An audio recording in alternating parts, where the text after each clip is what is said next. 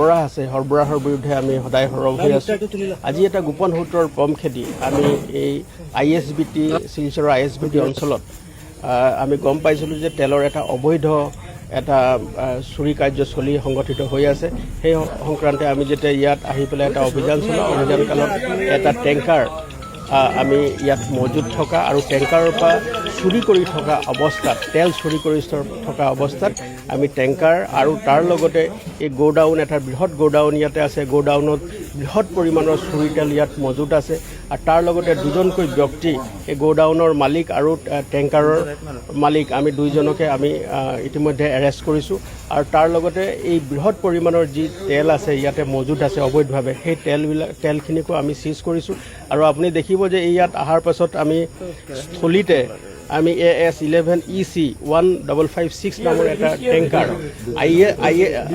IOCৰ পৰা তেওঁলোকে তেল লৈ আহি ইয়াতে চোৰাংভাৱে তেলবিলাক বিক্ৰী কৰি তেওঁলোকে আকৌ ইয়াত কিবা এটা কেমিকেলছ আৰু কিছু পানী মিহলি কৰি তেওঁলোকে ইয়াৰ পৰা গুচি যায়, চুবুৰীয়া ৰাজ্যলৈ গৈ তেলবিলাক আকৌ তেওঁলোকে বিক্ৰী কৰে। আৰু এই ধৰণে ইয়াত তেওঁলোকে মজুত ৰখা তেলৰ পৰা তেওঁলোকে টেংকাৰ হিচাপে তেওঁলোকে ইয়াৰ পৰা অবৈধভাৱে তেল সৰবৰাহ কৰি চুবুৰীয়া ৰাজ্যলৈ সৰবৰাহ কৰে আৰু তেওঁলোকে বৃহৎ পৰিমাণৰ এই চুৰি কাৰ্য তেওঁলোকে সম্পাদন কৰে।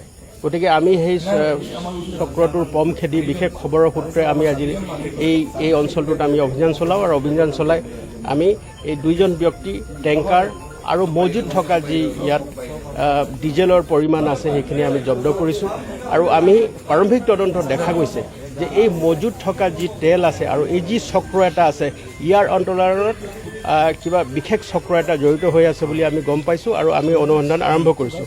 প্ৰাৰম্ভিক তদন্তত আমি দুজনকৈ ব্যক্তিক আমি এৰেষ্ট কৰিছোঁ। এজন নাম সোহেল আহমেদ লস্কৰ আউলিয়া, তেওঁৰ ঘৰ হ'ল শিলচৰত, আৰু দ্বিতীয়জন ব্যক্তি হ'ল এই গোডাউন যিটো আছে অবৈধভাৱে নিৰ্মাণ কৰা এই গোডাউনছৰ মালিক, তেওঁৰ নাম হ'ল স্বপন দাস।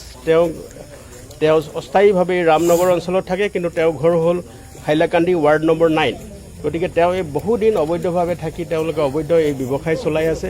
আৰু এই এটা বৃহৎ চক্ৰ যি IOCৰ পৰা অহা টেংকাৰবিলাকৰ লগত তেওঁলোকৰ কিছুমান মধ্যভোগী লোক থাকে, তেওঁলোকৰ দালাল থাকে। সেই দালাল চক্ৰই ISBTৰ ওলোৱা গাড়ীবিলাক IOCৰ পৰা ওলোৱা টেংকাৰবিলাকৰ লগত যোগাযোগ কৰে আৰু যোগাযোগ কৰি তেওঁলোকে এই তেলবিলাক ইয়াত চোৰাংভাৱে তেওঁলোকে টেংকাৰৰ পৰা মেচিনৰ জৰিয়তে, তাৰমানে আপোনাৰ পাম্পৰ জৰিয়তে সেইখিনি চুৰি কৰে আৰু চুৰি কৰি ইয়াত মজুত ৰাখি টেংকাৰৰ হিচাপত তেওঁলোকে ইয়াৰ পৰা চুৰি কৰি চুবুৰীয়া ৰাজ্যলৈ বিক্ৰী কৰে।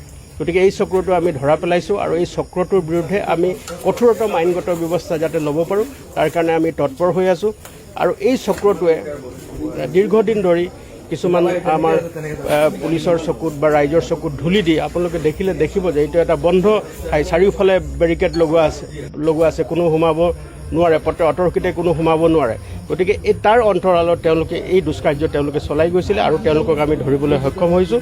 আৰু শীঘ্ৰে তেওঁলোকৰ লগত থকা আন সম্পৰ্কিত ব্যক্তি যি আছে তেওঁলোকৰ বিৰুদ্ধে কঠোৰতম আইনগত ব্যৱস্থা ল'বৰ কাৰণে আমি তৎপৰ হৈ আছোঁ। বৰ্তমানলৈকে আমি এতিয়া জোখমাখ কৰি আছোঁ। বৰ্তমানলৈকে 1000 লিটাৰো অধিক তেল ইয়াত মজুত আছে আৰু আপুনি দেখিছে এটা টেংকাৰো কাষত আছে। গতিকে আপুনি ক'ব পাৰে যে প্ৰায় 13,000 লিটাৰ তেল আমি বৰ্তমান সময়ত জব্দ কৰিছোঁ।